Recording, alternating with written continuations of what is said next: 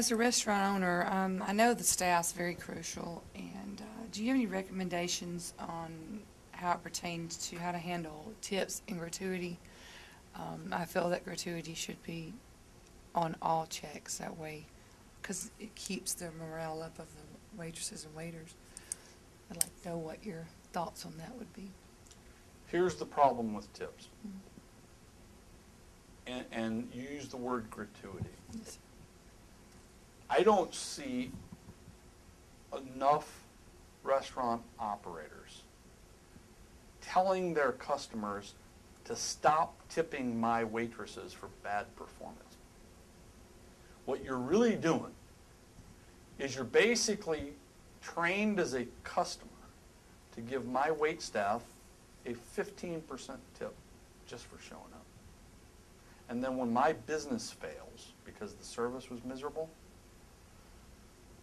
you say I did something wrong. Well, but you're training my wait staff by giving them a 15% tip for miserable service. Talk about setting a guy's business up to fail. And in fact, we've had clients where we've created signage in their restaurants that says, please do not tip my waitresses for bad service. You're killing my business. Now think about that.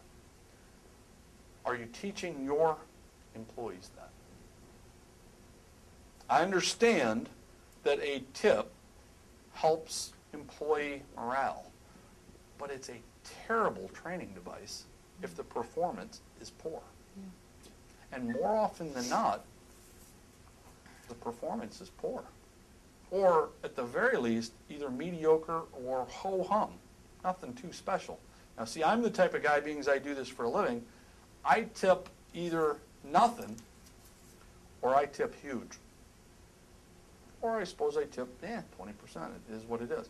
But if I'm impressed, it's not unusual for me to tip 50% or 80% or 100%.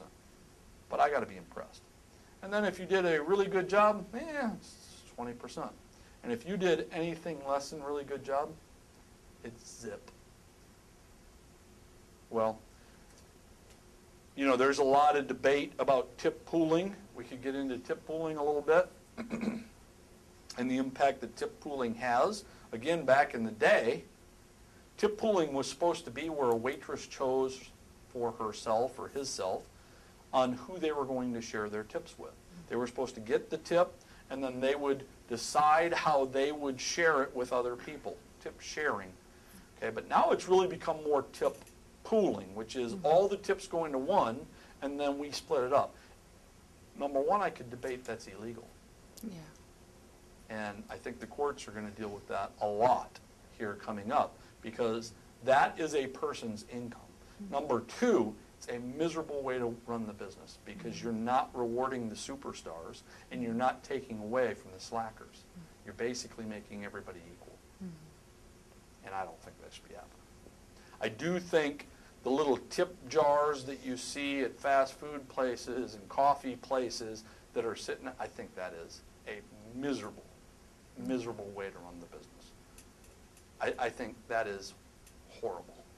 I also think having the forced gratuity on my check, I don't care how many people I have at my table, that says I automatically have to give X percentage of tip because I have more than 9 people at my table, or whatever the number is.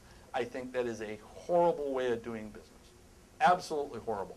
Now, you'll get people that argue, well, but XYZ, when they come in here, they don't give us a big enough tip. Or more often than not, the guys or girls don't want those bigger tables because they don't get big enough tips. Okay, well, but see, maybe the service wasn't good enough to get a big enough tip.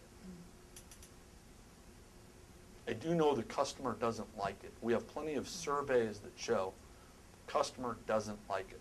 I also know we have plenty of surveys that show that when the customer does get exceptional service and you have a forced gratuity on the check, they don't give any more. So now the person who did a wonderful job doesn't get rewarded. And you are training them at that point that mediocrity is perfectly fine.